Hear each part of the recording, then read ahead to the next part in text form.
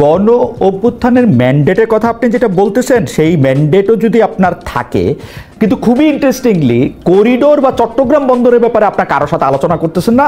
প্রশ্ন করলে আমরা উত্তর পাইতেছি যে এইটা আমরা করব, হচ্ছে নির্বাহী দায়িত্ব। এটা আমাদের এক্সিকিউটিভ পাওয়ারের মধ্যে পড়ে এই কাজগুলো। আপনি যদি ধরেন 1 লক্ষ রোহিঙ্গা এখানে এসে পড়ে, আমাদের তো এটা নিয়ে তো আমাদের ভাবতে হবে। এটা না তো আমার এটা একটা আমার মেজর একটা কাজ, এটা আমার মেজর হেডেক। আমরা এসে যেটা পেলাম যে 7টা বছর রোহিঙ্গা ক্রাইসিসটা আছে, কিন্তু কোথাও কোনো হচ্ছে, এটা একটা ফরগটেন ক্রাইসিস হয়ে গেছে। এই জায়গাটা নিয়ে কেউ ভাবছেও না। তো আমার এটা ভাবতে হবে না? প্রফেসর ইউনূস প্রথমে এসে সেপ্টেম্বরে ইউএনএ যে বললেন, এবং উনার কথার পরিপ্রেক্ষিতে একটা ইউএন একটা অ্যাডপশন করলো একটা যে, এবং ওইটার আলোকে এখন 170টা দেশ এই রোহিঙ্গা ক্রাইসিস নিয়ে আলাপ করবে। এই ক্রাইসিস হলে উনি কি আলাপটা করবেন না? উনি কি এই ইয়েটা দেখবেন না? ঠিকই তেমনি আমাদের বড় একটা হচ্ছে যে সংস্কার, ইকোনমিক সংস্কারের মূল কাজটা হচ্ছে চিটাগাং পোর্ট। আমি আবারও বলছি, চিটাগাং পোর্টের সংস্কার ছাড়া, চিটাগাং পোর্টকে এফিসিয়েন্সি আনা ছাড়া আপনি বাংলাদেশে জব তৈরি করাটা খুব ডিফিকাল্ট। আমি এটা আবারও বলছি, কিছুদিন আগে এই কথাটা আমি বারবার বলেছি। শফিক, আপনি কি মনে করেন যে এটা একটা এক্সিকিউটিভ কাজ, এটা একটা পলিসি ডিসিশন না? এটা অবশ্যই, এটা একটা গভর্নমেন্টের এর কাজ। আমরা এসে করেছি না, আমরা সাই পাওয়ার টেক তো এই যে 3 মাস তার কাজ আমরা এক্সটেন্ড করেছি না। আমরা এটা আমাদের এক্সিকিউটিভ কাজের মধ্যে আমরা মনে করি এইটা তো একটা কি ক্রুশিয়াল একটা কাজ, সেই কাজগুলো আমরা করছি। এবং আপনি মনে করেন, আর একটা অনেকে বলছেন যে আমরা চিটাগাং পোর্টটাকে হ্যান্ড ওভার করে দিচ্ছি কাউকে, তা না। চিটাগাং পোর্ট চিটাগাং গভর্নমেন্টের কন্ট্রোলে আছে। তার টার্মিনাল ম্যানেজমেন্টের জন্য আমরা বিদেশি বড় কোম্পানির সাথে কথা বলছি। এবং আপনারা মনে করতেছেন যে নতুন কোন সরকার আসলে এই কাজটা তারা না করে আপনাদেরই করতে হবে? এইটার কি এইরকম একটা ইমিডিয়েসি আছে যে এক্ষুন দিতে হবে? না, আমাদের কাজের ইমিডিয়েসিটা হচ্ছে যে আমি ইকোনমিক সংস্কার করে আমার প্রচুর জব তৈরি করা। আমার প্রতি বছর 22 লক্ষ ছেলে আমাদের জব মার্কেটে আসছে, কিন্তু আমি জব তৈরি করতে পারছি না। আর আমার জবটা তৈরি করতে হবে ইন্ডাস্ট্রিয়াল স্কেলে, জব তৈরি করতে হবে। তো সেটা করার জন্য আমার সত্যিকার অর্থে চিটাগাং পোর্টের কে আমি বাইপাস করে জব তৈরি আমি করতে পারবো না। সেই জায়গাটা আমার ওই কাজটা আমার হাত দিতেই হচ্ছে। বিদেশিদের দিয়ে এটা পরিচালনা করতে গেলে বাংলাদেশিদের জন্য জব তৈরি কিভাবে হবে সেটা নিশ্চয়ই আপনারা ভেবেছেন, একটু ছোট করে কি বলবেন? অবশ্যই, কিরকম করে? অবশ্যই, এটা এই জন্য আমরা প্রফেসর ইউনূস অনেকগুলো বিদেশি যারা বাংলাদেশের থেকে তারা গার্মেন্ট বানিয়ে নিয়ে যায়, তারা বারবার আমাদেরকে বলেছে যে চিটাগাং পোর্টের এফিসিয়েন্সি লেভেল খুবই লো, ফলে তারা যেটা হচ্ছে যেগুলো হাই ফ্যাশন আইটেম সেগুলো বাংলাদেশে করাতে চায় না। ওরা খুবই low fashion T shirt, pant shirt এগুলো করে। এবং আমরা এখন $50 বিলিয়ন মতো এক্সপোর্ট করি। এটাকে যদি আমি 100 বিলিয়নে নিতে চাই, 100 বিলিয়ন নিতে গেলে আমার মিলিয়নস অফ জব তৈরি হবে। এবং এইটার জন্য চায়না থেকে অনেক ফরেন ইনভেস্টর এখন বাংলাদেশে আসতে চাচ্ছেন, তারা লেবার ইন্টেন্সিভ ফ্যাক্টরিতে ইনভেস্ট করতে চান। কিন্তু যখনই ওনার শুনেন যে চিটাগাং পোর্ট এটা ওই সক্ষম না বা ওইটা হ্যান্ডেল করার মতো ক্যাপাসিটি নাই, তখন তারা ব্যাক অফ করেন। তো আমার ভাইটাল জায়গাটা হচ্ছে চিটাগাং, বিকজ আপনি যেই মালটা করবেন সেটা তো আপনার বিদেশে নিতে হবে। একটু করে বলি, $50 বিলিয়ন এক্সপোর্ট বাংলাদেশে 40 বছর অর্জন করছে, এখনো 46, 47, 48, 50 বিলিয়নের পরে আপনি আরো যখন 50 বিলিয়নের কথা বলবেন, এটা তো অবশ্যই প্রায় দ্বিগুণ জব ক্রিয়েট হবে। আমি শুধু জানতে চাই যে $50 বিলিয়ন যে এখন এক্সপোর্ট করা হয়, তার কিছু বড় অংশ চিটাগাং সমুদ্র বন্দর দিয়ে, কিছু হচ্ছে বিমানে করে যায়, কিছু অন্য বন্দর দিয়ে যায়, কিছু স্থল বন্দর দিয়ে যায়। না, 98% যায় চিটাগাং। আমি 98% ধরে নিলাম যে যায়। আপনি কি আমাকে বলতে পারেন যে বিদেশিরা করলে এর লিড টাইম কমবে, যেটা হাই ফ্যাশন যেটা আসলে? সেটা কি গার্মেন্টস ফ্যাক্টরি ওনারদের সাথে কথা হয়েছে এই ব্যাপারটা নিয়ে, তারা লিড টাইম কমাতে পারবে? আমরা তো বললাম তো, আমরা অবশ্যই লিড টাইম অনেক কমবে, লিড টাইম কমবে। বাংলাদেশের যারা বাংলাদেশের জন্য জব তৈরি হবে, সব লেভেলে জব তৈরি হবে।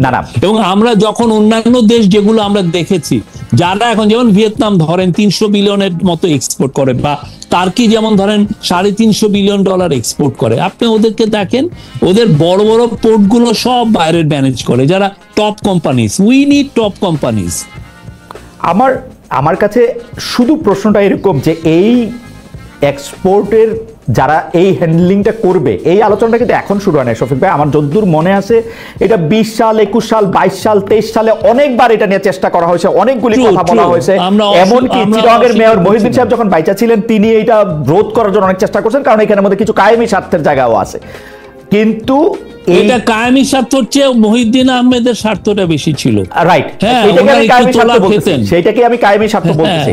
সেটা উনি আটকাইতে চাইছেন, এটা করছেন। কিন্তু এখন আপনারা এটা করতে চাইতেছেন, সেইটা করার জন্য আপনারা স্টেক হোল্ডারদের সাথে কথা বলছেন কিনা, আপনারা তাদেরকে ইনভাইট করছেন কিনা। গার্মেন্টসের যে জায়গাটাতে আপনি বললেন গার্মেন্টসের এক্সপোর্টের ব্যাপারটা আমার মোটামুটি ভাবে জানা আছে। আমার মনে হয় না যে নেতৃবৃন্দের কেউ আপনাদের সাথে কথা বলার সুযোগ পাইছে। আপনি একটু চেক করবেন আবার। আমরা এইখানে যারা ইনভেস্টমেন্ট করছে, যারা মেন বায়ার, আমার যারা ম্যানুফ্যাকচারার, তারা তাদের চেয়েও মূল ইম্পর্টেন্ট না শফিক ভাই, এটা ম্যানুফ্যাকচারার এন্ড থেকে আপনার ইম্পর্টেন্ট, বায়ারের এন্ড থেকে না। আমি ম্যানুফ্যাকচারারদের সাথে কথা হচ্ছে, বায়ারের সাথে কথা হচ্ছে, সবার সাথে কথা হচ্ছে। আচ্ছা, ফর্মালি ইনফর্মালি সবার সাথে আমরা কথা বলছি। আপনি কথা বলেন না, জিজ্ঞেস করেন। আমি ম্যানুফ্যাকচারারদের সাথে কথা বলছি, আমি ম্যানুফ্যাকচারারদের সাথে কথা বলছি। ম্যানুফ্যাকচারার আমার সাথে ইন্ডিটেক্সের যে চিফ, যারা বাংলাদেশের থেকে কয়েক বিলিয়ন ডলার ইম্পোর্ট করেন, তাদের সাথে কথা বলছি। H&M যারা বাংলাদেশে 5-6 বিলিয়ন ডলার নিয়ে যান, তাদের সাথে কথা বলছি। কিহাকসুন ম্যানুফ্যাকচার, বাংলাদেশের ওয়ান অফ দ্য সবচেয়ে লার্জেস্ট গার্মেন্ট ম্যানুফ্যাকচারার হচ্ছে কিহাকসুন, ইয়াং ওয়ান, তার সাথে কথা বলা হচ্ছে না। কথা বলা হচ্ছে না, এটা আপনি একটা শফিক ভাই, আমরা সবার সাথে কথা বলছি। আমার মনে হয় যে আমি আপনাদের বুঝাইতে পারিনি। আমার কাছে মনে হয়েছে যে আপনি অবশ্যই কথা বলছেন, কিন্তু আপনি কথা বলছেন হচ্ছে যারা আমাদের থেকে কিনে তাদের সাইডটা থেকে। আমাদের এখানে যারা তৈরি করে, যারা ম্যানুফ্যাকচার করে, তাদের অর্ডারটা প্লেস করে কারা, অর্ডারটা প্লেস করে কারা, এটা মেন। তো আপনি অর্ডারটা তো আমি ম্যানুফ্যাকচার তো আমি পেয়ে যাচ্ছি না, অর্ডারটা কেউ না কেউ তো প্লেস করছে। যারা ব্যবসা করে তারা তো সবচেয়ে ভালো জানে তাদের জন্য এটা কি তাদের দাবি ছিল, তারা তো সবচেয়ে ভালো জানে ভাই। তারা মোস্ট ওয়েলকাম করছে, আপনি কথা বলেন, তারা মোস্ট ওয়েলকাম করছে। সেইটা তো বোধহয় ক্ষমতায় যে থাকে তাকে ওয়েলকাম করে ব্যবসায়ীরা, এটা মনে হয় আমরা দেখি। না, এটা তারা কি চায় না তাদের এখানে এফিশিয়েন্ট হোক, তার ইয়েতে কন্টেনারটা পড়ে থাকুক 3 দিন, কে চায়? ওকে, ঠিক আছে, এটা আপনি ব্যাখ্যা করেছেন। আমাদের এই বিষয়ে যে আপনারা যে সব ডিসিশন নিচ্ছেন, আপনি বলছেন যে এভরিথিং বলতে অন্য একটা সরকার যা করতে পারে তাই আপনারা করতে পারেন। অন্য একটা সরকারকে কোনো একটু কিছু করতে হলে অবশ্যই পার্লামেন্টে এটা আলোচনা করতে হয়। মুখে দেখাই করুক আর যাই করুক, 15 বছরে শেখ হাসিনা শাসন দেখতে দেখতে আমাদের কাছে মনে হচ্ছে সব শেখ হাসিনা করে, কিন্তু আপনি দেখবেন প্রত্যেকটাই পার্লামেন্টের মধ্যে থেকে কিন্তু সিদ্ধান্ত নেওয়া, পলিসির ক্ষেত্রে আলোচনা করা, ছোট ছোট গ্রুপের মধ্যে থেকে এটা করা। এইটা আপনারা করতেছেন কিনা সেটা যদি একটু বলেন। আপনারা সংবিধানের অধীনে শপথ নিয়েছেন, সুতরাং আপনারা নিজেদেরকে বিপ্লবী সরকার বা অভ্যুত্থানের সরকার বলতে পারবেন না। আপনারা সাংবিধানিক সরকার, কিন্তু এবং সেইটা 106-এ আপনাদেরকে আসলে এন্ডোর্সও করা হয়েছে এর সাংবিধানিক সরকার। এখন যে সংবিধানটা আছে সেই সংবিধান আপনাদের মানতে হবে, এর বাইরে যাওয়ার আপনাদের উপায় নাই। আপনারা বিপ্লবী সরকার না, আপনারা সাংবিধানিক সরকার। সাংবিধানিক সরকার হইলে সেই সরকারের এই সংবিধানটার কোর এসেন্স হচ্ছে আপনাকে জনগণের রিপ্রেজেন্টেটিভ গভর্নমেন্ট হইতে হবে। যতক্ষণ পর্যন্ত আপনি রিপ্রেজেন্টেটিভ গভর্নমেন্ট না, ততক্ষণ পর্যন্ত আপনার ক্ষমতা হচ্ছে লিমিটেড। এটা আপনি মাহমুদুল ইসলাম সাহেবের আপনি আপনার জায়গাটা দিয়ে আপনি এক্সপ্লেন করছেন, আপনি আপনার রিডিংটা বলছেন। আমার রিডিং বলে যে এই government is like any other government, but এটার ম্যান্ডেটটা এসছে একটা অভ্যুত্থান থেকে, গণ অভ্যুত্থান থেকে এই গভর্নমেন্ট এটা করা হয়েছে। আমরা সেইভাবে রিডিং করি। এবং আপনার যদি মনে হয় যে না, আমি আমার কথার মধ্যে কোনো ব্যত্যয় আপনি খুঁজেন, আমি বলবো যে টপ লয়ার আছে বা অনেক বড় কনস্টিটিউশন এক্সপার্ট আছে, তাদের সাথে কথা বলতে পারেন। ওকে, দ্বিতীয় কথা হচ্ছে যে আপনারা করিডোর দিচ্ছেন বা দেওয়ার কথা ভাবছেন বা এটা আলোচনায় রাখছেন বা রোহিঙ্গাদের জন্য কিছু করা হবে বলে ভাবছেন, সেই ক্ষেত্রে বিনিময়ে আমরা কিছু পাচ্ছি কিনা, এই দুইটা বিষয় যদি একটু আবার একটু বলতেন। যে আপনারা না, বিনিময়ের আমাদের এগুলো প্রেসিং নিড, আমরা এই বিষয়গুলো আমরা এসে এই ক্রাইসিস গুলো ইনহেরিট করেছি। আমার ইকোনমিতে জব তৈরি হচ্ছে না, এটা একটা বড় ক্রাইসিস আমার জন্য। আমার ইয়াং ছেলেরা, আপনি দেখেন পুরো আন্দোলনটা কিভাবে শুরু হলো, কোটার ক্রাইসিস, একটা জব ক্রাইসিস তো কোটা হচ্ছে। তো ইয়াং ছেলে মেয়েদের জন্য, এবং যেই গভর্নমেন্টই আসুক আমাদের পরে, আমরা যে ইলেকশনটা করব ডিসেম্বর থেকে জুনের মধ্যে, তারপরে যে গভর্নমেন্ট আসবে তার মেন প্রথম কাজটাই হবে জব তৈরি করা। তো এই কাজগুলো তো আমার করতে হচ্ছে। এটা আর এখন পার্লামেন্ট যেহেতু নাই, কিন্তু আমার তো সত্যিকার অর্থে আমার তো এটা বসে থাকলে চলতেছে না, আমি জানি, বাট নেক্সট পার্লামেন্টে এসে এগুলো ডিবেট করবে, অসুবিধা কি? বাট আমরা মনে করছি আমরা যাই করছি যথেষ্ট ট্রান্সপারেন্সি রাখছি, আর আমরা যে ডিল যদি করি সেগুলো তো আমরা ওনাদের জন্য রেখে যাবো, তারা দেখবেন কতটুকু ট্রান্সপারেন্সি। আমি একটা ভয়ে প্রশ্ন করি, আমার কেন জানি মনে হচ্ছে সরকারের যা কিছু সিদ্ধান্ত সেটা প্রফেসর ডক্টর মোহাম্মদ ইউনূস আর শফিক ভাই আপনারা দুজনে নিতেছেন, ব্যাপারটা ঠিক কিনা?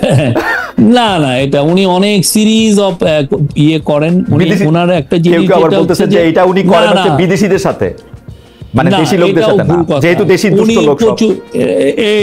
এটা বাজে কথা। উনি কাকে বলেছেন দুষ্ট? উনি কাউকে দুষ্ট বলেন। উনি বাংলাদেশের মানুষকে বাইরে যতটা প্রেস করেন আপনি চিন্তা করবেন না, মানে আমি অবাক হয়ে যাই উনি কত প্রেস করেন। আর যেটা উনি সবার সাথেই কথা বলছেন, এবং এই জিনিসটা উনি সিরিজ আকারে উনি ড্যাভোসে এই আলাপগুলো হয়েছে, নিউ ইয়র্কে এই কথাগুলো উনি শুনেছেন। তারপরে আমরা যে সমস্ত জায়গায় গেছি আর ওনার সাথে যারা মিটিং করতে আসেন এই কথাগুলো বারবার আসে। কারণ জবটা একটা বড় জিনিস, আমরা কিভাবে জব তৈরি করব, এইটা একটা বিগ একটা আমাদের বড় একটা চিন্তার বিষয় হয়ে গেছে। আচ্ছা, এইটার যেহেতু প্রসঙ্গটা উঠলো, এইটা কি ঠিক ডক্টর মোহাম্মদ ইউনূসের সাথে যারা আছেন, যারা বাংলাদেশটা পরিচালনা করতেছেন, তারা বেশিরভাগই দ্বৈত নাগরিক? এটা জনাব খলিলুর রহমানকে নিয়ে কথা উঠেছে, অনেকে বলেছেন যে জনাব খলিলুর রহমান রদার রহমান নামে তিনি ফেসবুক পরিচালনা করেছেন, তিনি আসলে ভোট দিতে যাওয়ার সময় অনেকবার অনেক কথা বলেছেন, তিনি মার্কিন যুক্তরাষ্ট্রের নাগরিক, কানাডার নাগরিক বলা হচ্ছে একজন, আপনি জানেন কাকে কাকে। তারপরে এরকম আমার শিক্ষক আলী রিয়াজ স্যার, তিনি তিনি তিনি তিনি তো বাইডেন সাহেবকে ভোট দিতে যাওয়ার সময় তিনি স্ট্যাটাস দিয়েছেন, এটা আমারই মনে আছে। তো এইটা কি ঠিক যে আমার কোনো অসুবিধা নাই, মানে বাংলাদেশ ক্রিকেট টিমের কোচ যদি বিদেশি হইতে পারে, প্রফেসর ইউনূস বিদেশিদের নিয়ে স্বাচ্ছন্দ্য বোধ করলে করবেন, আমার তো, কিন্তু এটা সত্য কিনা ব্যাপারটা? না, সত্য না। আমরা খলিলুর রহমান ভাইয়ের, আমি আলী রিয়াজ স্যারেরটা আমি জানি না, আর উনি যেহেতু একটা ইন্ডিপেন্ডেন্ট কমিশনের উনি মেম্বার, আমি এই বিষয়ে করতে চাচ্ছি না। বাট আলী রিয়াজ স্যারের ব্যাপারে আমি বলতে পারি উনি বাংলাদেশের নাগরিক, এটা জেনেই আমরা খলিলুর রহমান সাহেবের ক্ষেত্রে উনি বাংলাদেশের নাগরিক, এবং সেই অনুযায়ী উনি আমরা তাকে অ্যাপয়েন্টমেন্ট দেওয়া হয়েছে। এখন কথা হচ্ছে যে যদি আপনার মনে হয় যে না উনি বাংলাদেশের নাগরিক না, যারা এই বাংলাদেশের নাগরিক, কিন্তু শফিক ভাই প্যাচ না হলো উনি আমেরিকার নাগরিক কিনা, উনি আমেরিকার নাগরিক কিনা, উনি বাংলাদেশের নাগরিক, কেউ যদি মনে করেন যে উনি এট দ্য সেম টাইম উনি আমেরিকান নাগরিক, তাহলে আমরা তাকে অনুরোধ করি যে আপনারা আমাদেরকে পাঠান এভিডেন্স। আপনারা এরকম কিছু দেখেন নাই? না, আমরা এরকম কিছু দেখি নাই, আমরা কিছু দেখি নাই। যারা কৌতূহল হয় না, যদি কৌতূহলের বিষয়টা না, কথা হচ্ছে যে যদি কেউ মনে করেন যে না এই বিষয়টা আমাদের তাদের কাছে এভিডেন্স আছে, আমি মোস্ট ওয়েলকাম করি। এভিডেন্স তো আপনার কাছে থাকবে, আপনি না সেন্টারে, আমাদের কাছে না, যে শুনেন, আপনার মনে আছে যে বারাক ওবামাকে নিয়ে কত কথা হয়েছিল, যে বারাক হোসেন ওবামা উনি সিক্রেটলি মুসলিম, তো তখন ওইটা দায় তো বারাক ওবামার না যে বলা যে না আমি খ্রিস্টান, এটা তো বলা ওনার দায় না, এটা যে অভিযোগটা করবেন তার এটা দায় না। এটা কি অভিযোগ শফিক ভাই? এটা কি একটা অভিযোগ? ধরেন একজন লোক দ্বৈত নাগরিক, অসুবিধা কি? অসুবিধা কি না? এটা একটা কি না, এটার অসুবিধা হচ্ছে এটার মাধ্যমে অনেকে ওনার এগেইনস্টে স্মিয়ার ক্যাম্পেইন করছেন যে না উনি বাংলাদেশের দ্বৈত নাগরিক, কত ওনার কাছে আমরা। আপনি বলে দেন, আপনি আমাকে এমনি বলে দেন যে না খলিল সাহেব আমেরিকার নাগরিক না, এটা আমার জন্য একদম। আমি একটু আগে কি বললাম? আপনি বাংলাদেশের নাগরিকটা বলছেন, বাংলাদেশের নাগরিক বলছেন। হ্যাঁ, আমি তো বলছি যে